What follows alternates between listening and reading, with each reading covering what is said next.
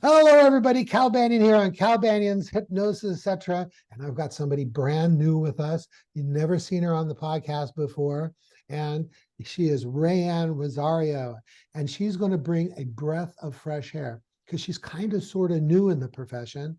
And so I'm going to do an interview with her and let her talk to you about really what it's like to become a successful hypnotist in our profession, and to be new and to get going and seeing clients, and whether she does it online or in person, all that kind of good stuff.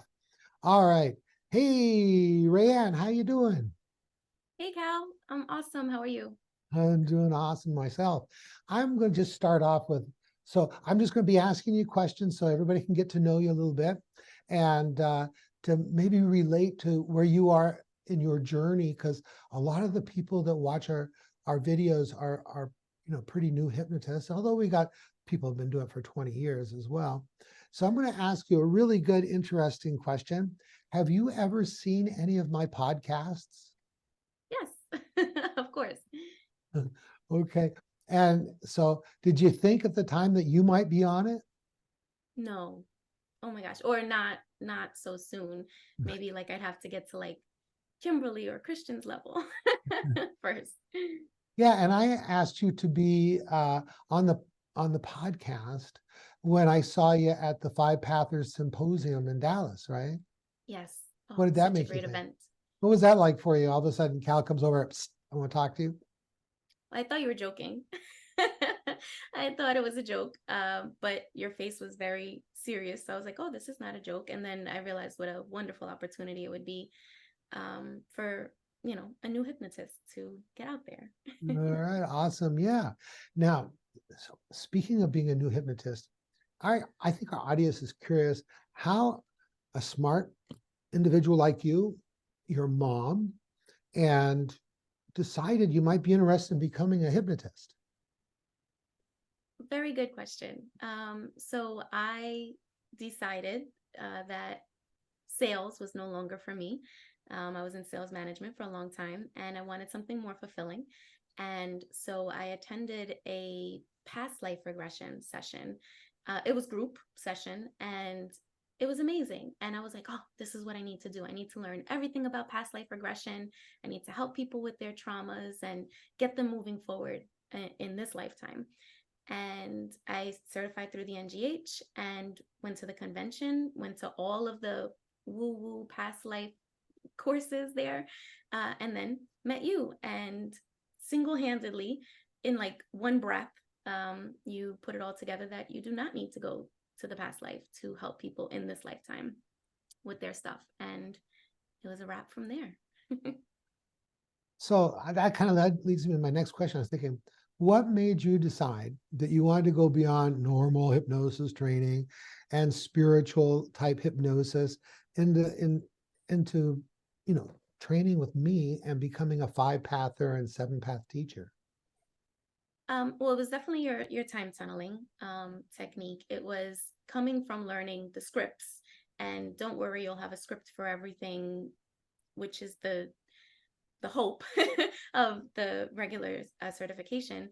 I felt like, wow, you did that off the cuff. There was no script. It felt like you were ready and prepared for anything that came up in that room. And I was like, oh, wow, like I want to be able to do that one day.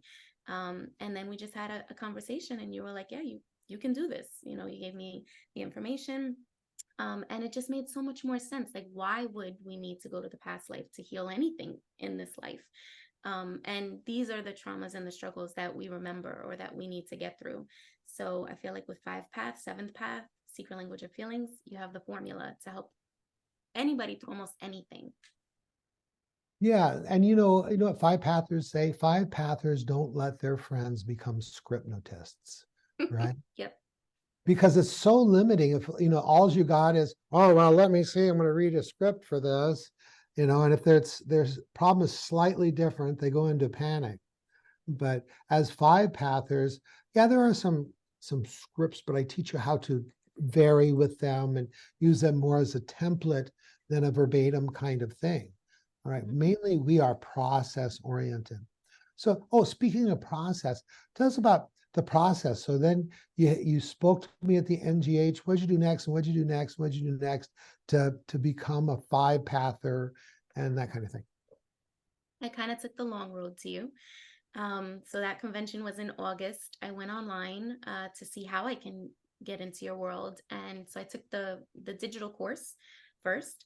I did not know what seventh path was, so I was like, I don't need that, no problem, because the digital course doesn't come with the seventh path. And I learned it, and I just breezed right through it, and I was like, oh, this is good, I can do this. And when I saw that I couldn't implement what I learned from digital, I called Maureen, and I was like, well, I think I need some personal sessions, because I heard her at the convention say, if you don't have the confidence to start your business, you have something you need to work through. Um, so I called Maureen. She was great. She got me right in with you. And during that time, I was learning seventh path from one of your other hypnotists. And so piecing it all together, you told me about your course that was coming up in January. You said you have to come, like you have to learn it all from me, like at the same time, and it'll all make sense. And it did. I, you know, I guess everything happens for a reason, but I'm happy that I ended up in your class and learned it all from you. Now, when you went through the video course, do you remember if that was the 5-path 2.0 or the 5-path 3.0?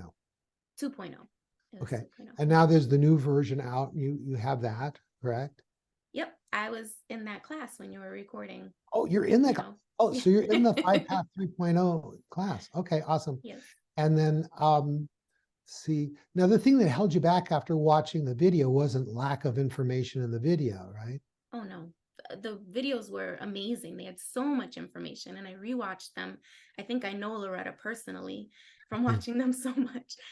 It was more because I wasn't practicing it the way that I probably should have been as I was learning the information. I wasn't drilling. I wasn't rehearsing or recording myself, or I was just like, I'll learn it when I have my first client. And my first client did not go well with that method. So Yeah, one of the things I say, people go, can you hypnotize me to have confidence? I go, yeah, but it'll last about 2 or 3 days. Real confidence comes from success, right? And then one of the magic things about the live course, whether you take it online or actually in the physical classroom, is we have you drill through the exercises, hypnotizing, doing depth testing, and then doing real age regression and time tunneling technique and all this stuff so that you can have those positive experiences, so you can have real, authentic practice building confidence, right? yeah, So, absolutely. You told me that because I was coming to you essentially for confidence and to get my business going. And you said that you were like, confidence will come. Trust the process, confidence will come. And it really only comes when you put yourself out there and you exit your comfort zone. I was trying to learning is my comfort zone. So I was realizing that I was staying in my comfort zone by just another video, another video, another video. And coming to your live class, it was like, no, you're going to have like a whole 2 hours today to every single day, like to practice and to get good. And I remember you pulling me to the side, and I was doing it decent enough. And you were like, I'm going to critique you a little bit harshly right now so that you can get really good. And so many people wouldn't do that. They'd be like, you're good enough, go, So I appreciated that. awesome. See, let's see on my list here. Do you consider yourself to be a specialist or a generalist? In other words, do you work on just a particular issue with people, or are you able to work on a wide variety of issues? I'm able to work on a wide variety of issues. I usually tell people anything that like stress exacerbates or anything from the brain, I can help.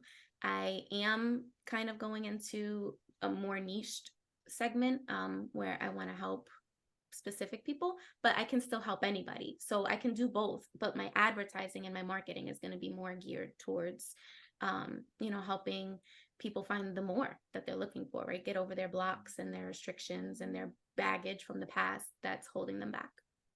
A lot of people, they go through a certification course, which is very broad. It's a little bit of this, a little bit of this, a little bit of this.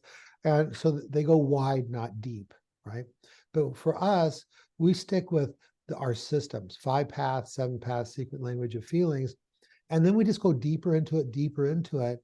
And since it is designed to work with everything, you get out of class being able to work with a wide variety of issues, which allows you to actually get started. Because I mean, if you're just going to specialize in one thing, you don't have the group of people to give you calls, unless you're an expert marketer.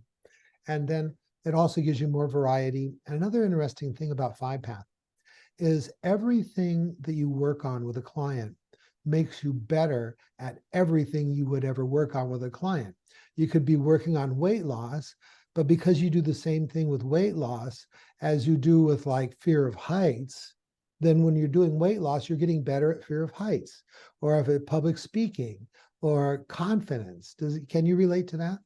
Yes, yes, absolutely. I love that. I felt like there's been a couple of times where clients would reach out and, they for anxiety or something like that. And I'm like, I can't do that. Like, I've never worked with a client with anxiety. And I just had to remind myself, but I have a process that works. And I know we don't treat anxiety, but we go to the symptoms of it, right? The stress that's making it worse in social scenarios. And I just had to trust that. I'm like, there will always be a first. Some like you have to have a first of everything in order for you to get that experience. And knowing that you have the formula and the system and you can't really mess it up, so much confidence comes from that. Awesome. Very well said. Now, as a certified professional hypnotist, right? And you are seeing clients only online. Is that right? Yes, Tell me how 100% you virtual. chose to do that and what you like about it and that kind of thing. Sure.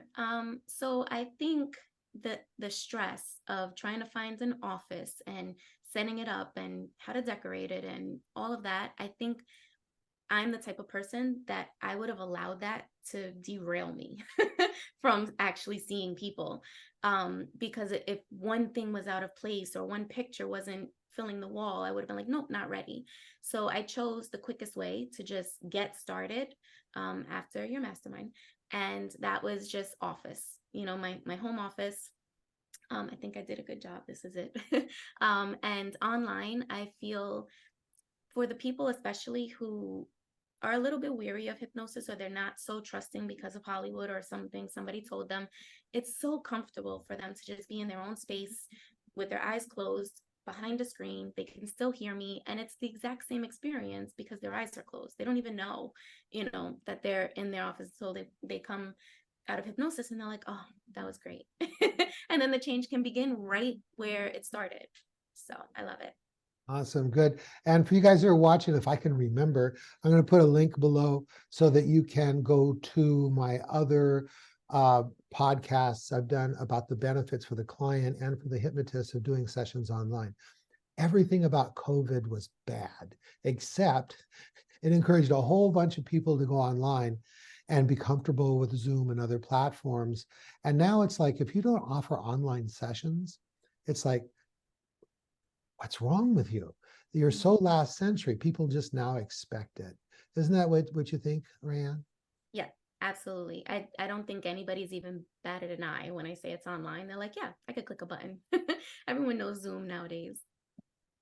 Okay, so now let's get in some, just one or two examples, okay, of like meaningful challenges you had getting started and how you overcame them. A big challenge for me was trusting myself. I think being comfortable with being uncomfortable and allowing myself to be new at something. I came from an environment where I was at the top of my game. I was super successful. I achieved a lot. And then kind of being nobody in this new industry or starting at the beginning and needing to get those growing pains and the lessons learned.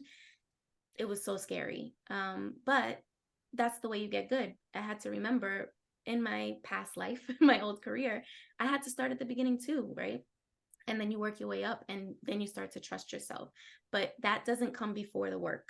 The trust and the confidence does not come before the work. So I'm happy, that I was able to start seeing clients and allow myself just that grace to be a beginner.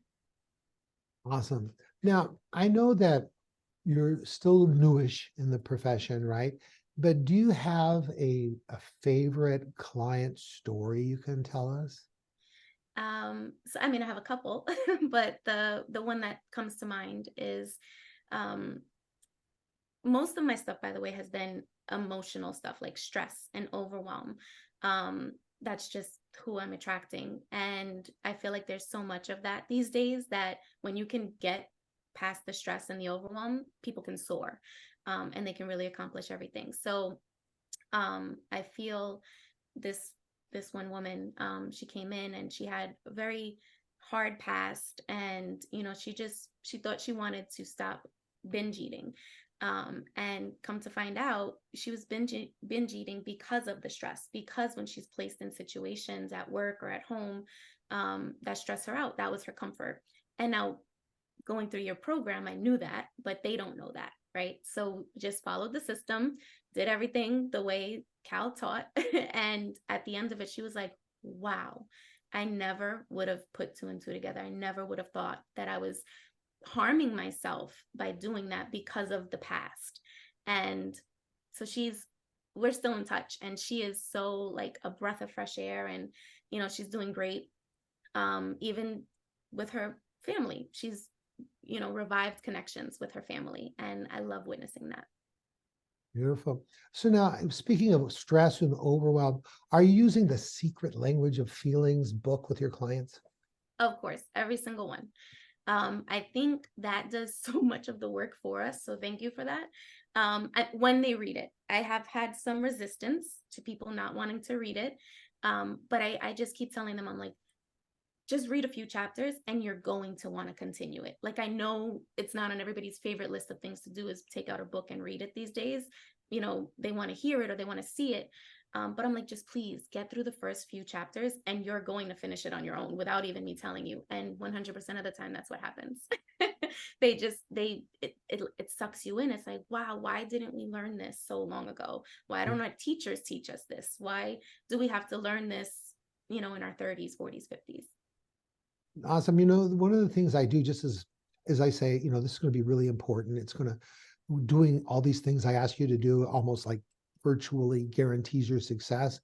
And what I'd like you to do is read this book, and I give it to them. I say, now we've got I'll see you in a week. How many of these pages would you be willing to read in a week? What would be comfortable for you? And just to get them started, right? And if they say, oh, 30 pages, I go, awesome, let me write that down. I'll ask you about those 30 pages next week. And then we got the accountability. I'm not forcing it on them. They're saying, okay, I could read 30 pages of this, you see. But Mhm. once they get started, like you said, they're hooked into it, and then it changes their life. Do you have all your clients do seventh path self hypnosis?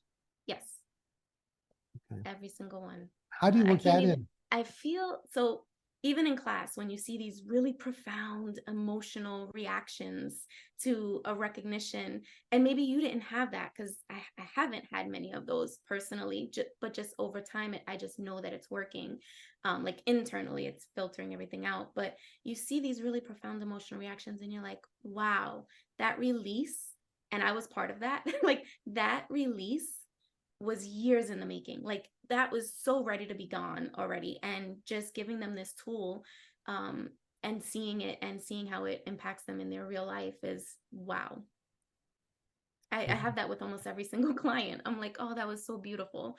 And I ask them, how did that feel? And originally when you first teach them about the recognition and the echo, they never get it. The echo is always wrong, or they miss it or something. But then when they have that sensation, image, thought, picture, whatever it might be, they're like, oh, I get it now. And I love it. So much easier to kind of get out of the therapist mode and more into the coach teacher mode. Wouldn't you Yeah. agree?